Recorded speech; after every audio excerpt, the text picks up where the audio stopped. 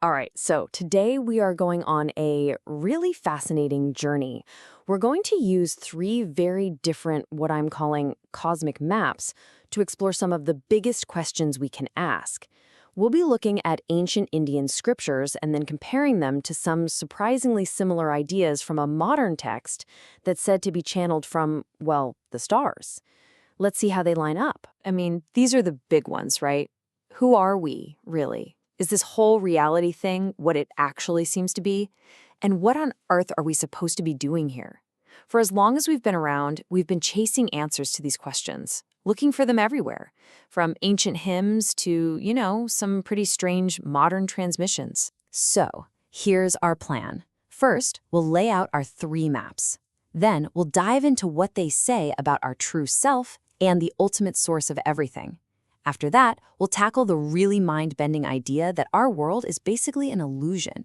Then we'll look at the specific paths they suggest for getting free, and finally, what they say the ultimate goal of this whole cosmic game even is. Okay, section 1.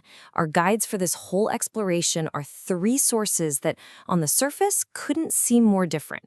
The ancient Vedas from India, the Upanishads that grew out of them, and the Raw Contact, which is a series of channeled interviews from all the way in 1981. Now, the timeline here is just wild. We start way back, around 1500 BCE, with the Vedas.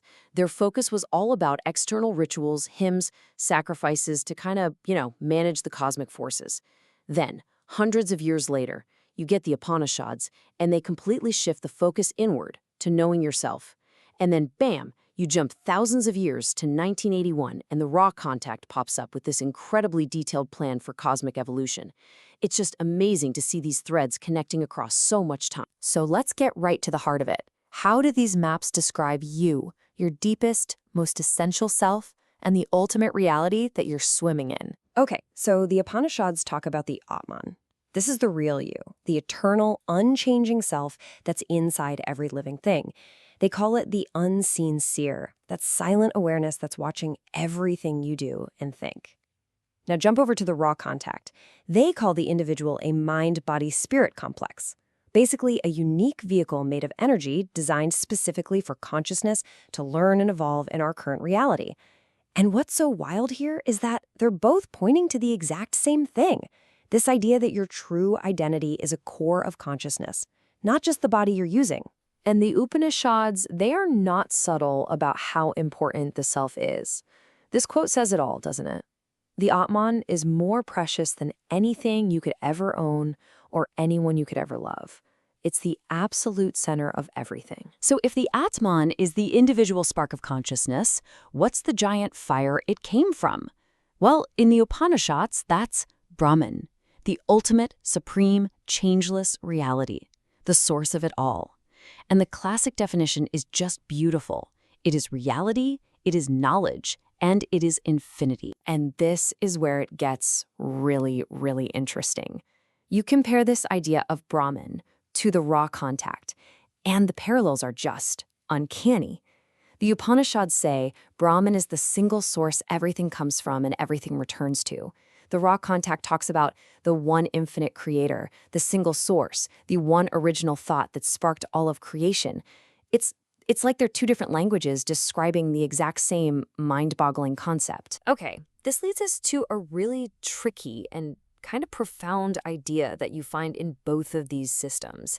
The idea that this world we see and touch every day might not be real. Not in the way we think, anyway. The Upanishads have a name for this. Maya. And this quote, wow, it just lays it out there. It's basically saying our birth, our life, this whole experience, it's like a magic trick. It's an illusion. And the illusion itself isn't even real. The world is a cosmic play, a grand dream.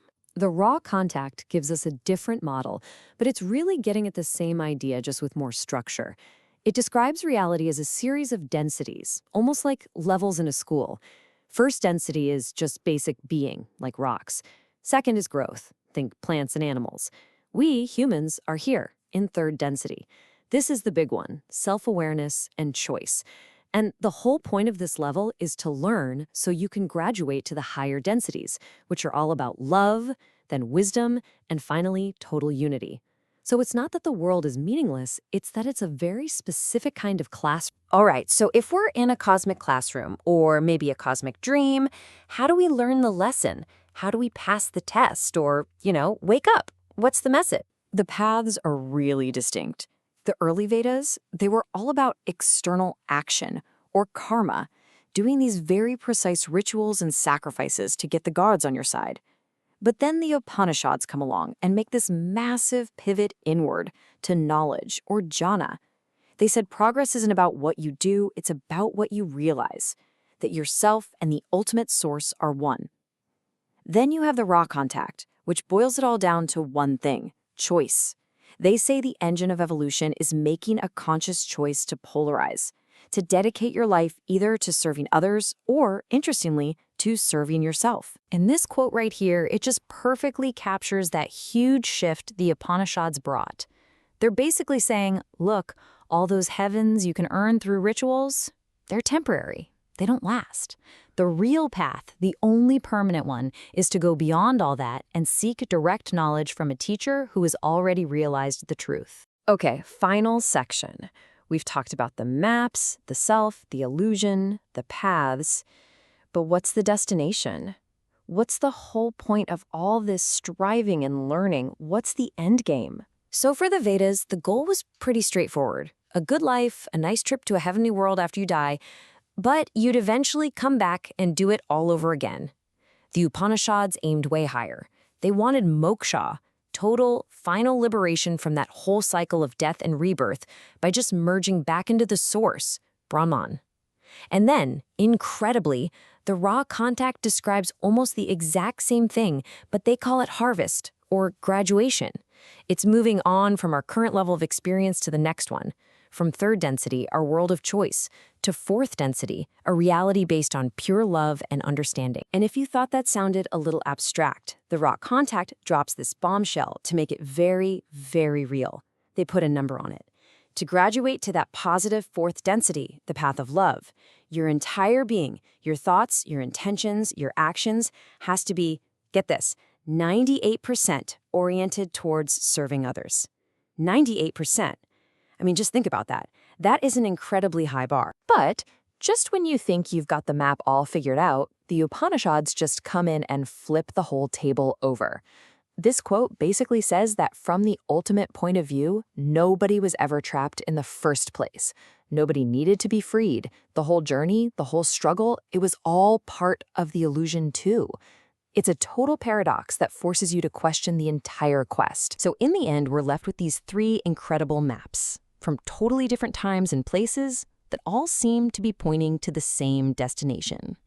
They use different words, different metaphors, but they're describing the same self, the same source, the same illusion, and the same path back home. It really suggests that this human need to find meaning is universal. And that, of course, leaves us with the only question that really matters. What does your map look like? And where is it taking you?